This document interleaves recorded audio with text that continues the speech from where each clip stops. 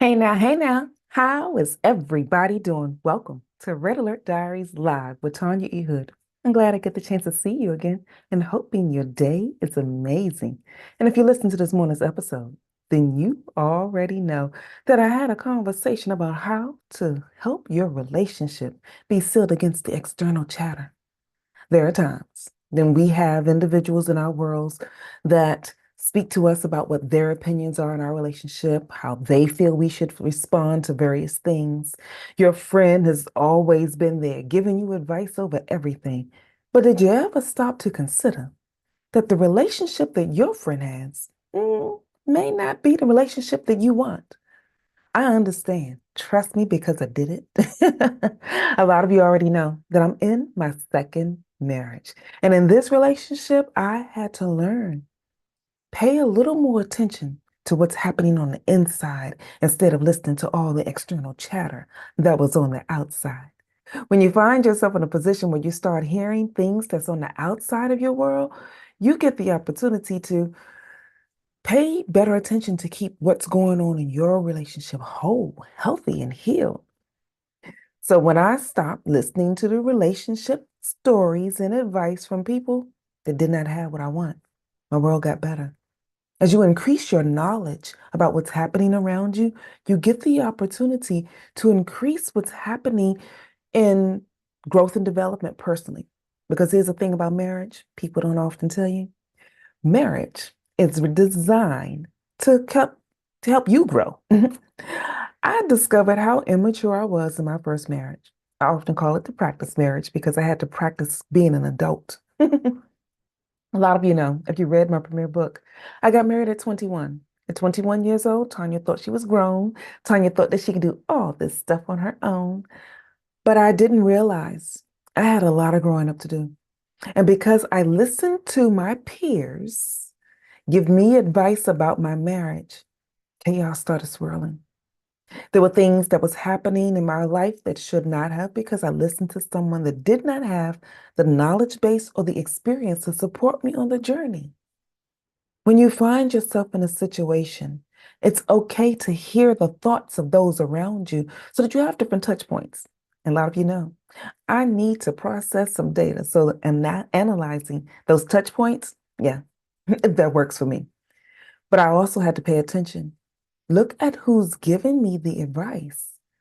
Listening to another 21-year-old who is not married, still dating, having fun, doing single was not the thing I should have done. What I should have paid better attention to were my elders. They had marriages that had lasted, gone through some things, but I was thinking they're old and they don't know what they're talking about. I was living a life that they weren't living. Their information was for back then. It couldn't possibly work for right now. This is a thing that I had to learn. And it didn't make sense to me when my grandmother told me, baby, you will always hear everybody's opinion about everything in the world. Take the meat, throw away the bones. When I finally started paying attention to the insight that was being given to me, some of my peers had really good advice. It was advice that I took from a stance of, okay, they're looking at some part of my relationship that I can't see.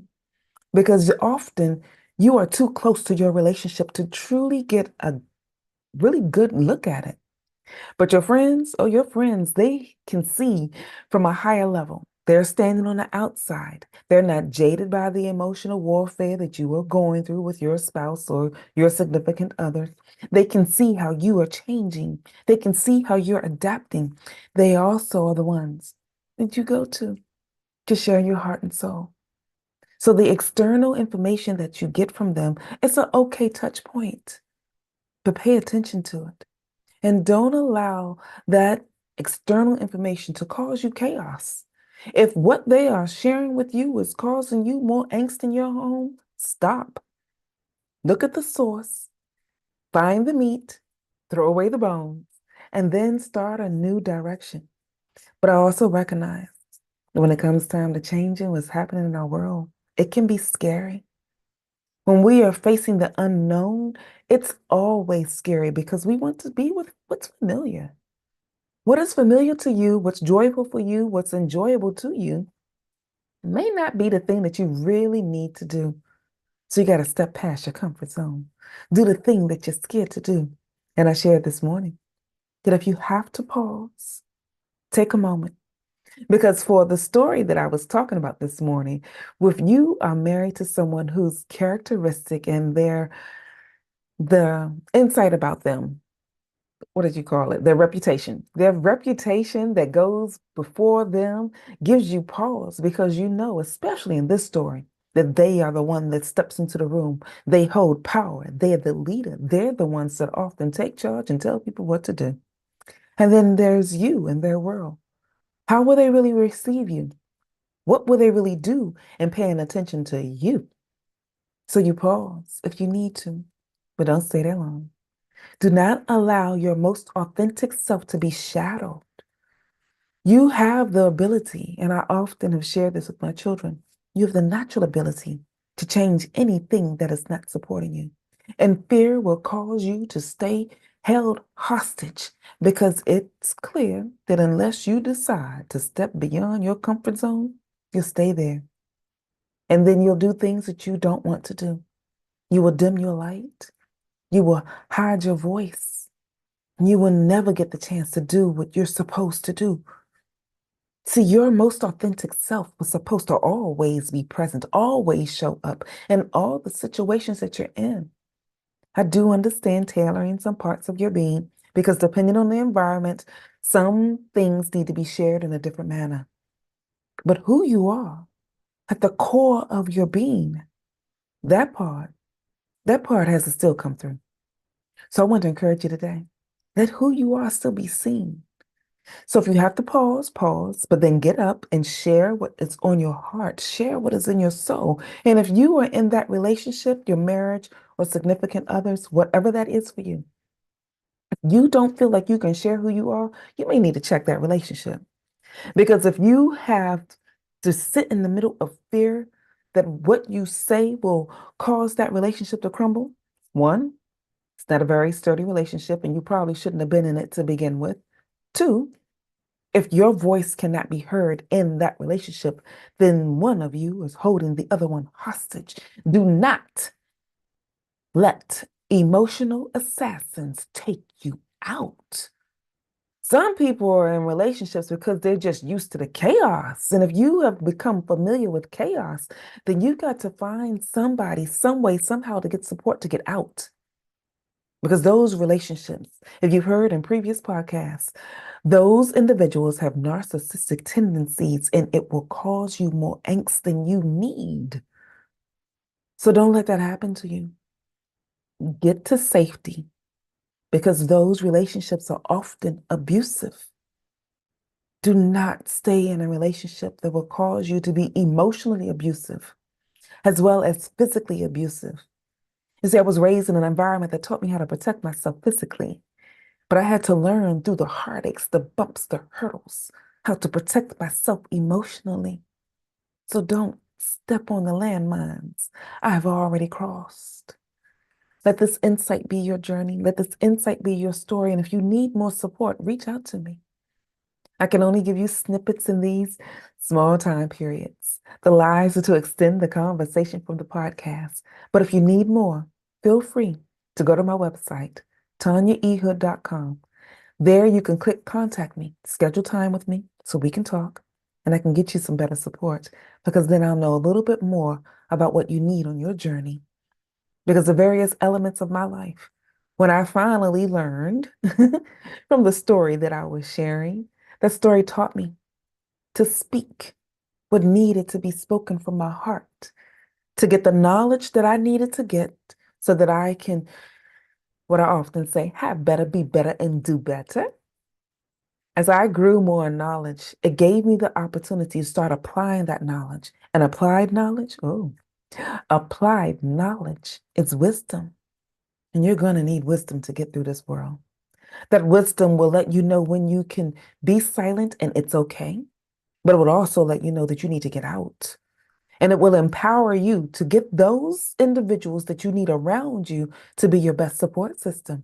Because sometimes, in order for you to really get through the relationship dynamics that you're in, you will need some support. And wisdom will let you know who to choose how to choose them, and what to say in the process. This morning, I also shared the touch points I wanted to let you know about being knowledgeable. Don't let fear hold you hostage.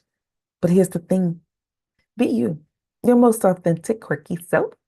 There are too many moments that we're looking through social media, putting on the filters, doing all the various things, and we hide who we are because it doesn't quite fit what the world wants us to do, doesn't quite fit what the world says we should say or be.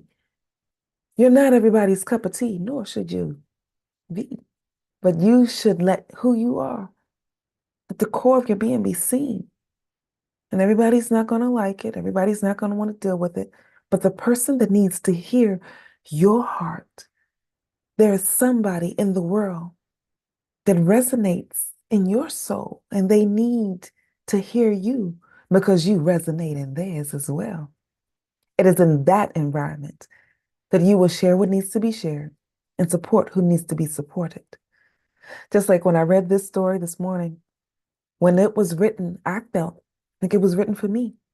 It resonated in my soul to let me know that I may not be what's considered the supermodel, because in the story, this man was married to what was considered the supermodel. She was all of that, the trendsetter, the go-getter, all of the things. The second wife that he had wasn't considered all of that. She was beautiful in her own right, but she didn't come with a bunch of glitz and glam. I am in my second marriage. Now, I don't show up with a bunch of glitz and glam. But what I did discover was that when she allowed her most authentic self to be present, she got the opportunity to love her husband in the manner that he needed to be loved. And she was loved in turn and was able to do the thing that she was put on the earth to do. So be you. It's scary sometimes to be you, but be you, because there is no one else in the world like you. Everybody else is taken. When someone told me that, I was like, yeah, that's right. Everybody else is taken. So being me, the most amazing, authentic self, it's enough. And if nobody's told you today, you are enough. Who you are, from the top of your head to the soles of your feet, is enough. And it's okay. Move past your fear. Get the knowledge that you need and stand so that you can get to your next level. So there's a little bit more information that I shared in this morning's episode. And I try to look at you guys on the live, but I'm not successful in that. So leave your comments below. Let me know your thoughts about what's happening here, and I will follow up in the discussion there. And I'm still contemplating about putting together a link where we can join each other every Tuesday at 7 p.m. Eastern Standard Time for the extended discussion. If you are really interested in doing that with me, leave that in the comments below and it'll let me know how many are interested and if I really should bring this thought to light. In the meantime, this is Tanya E. Hood walking in my purpose, and I want you to do the same.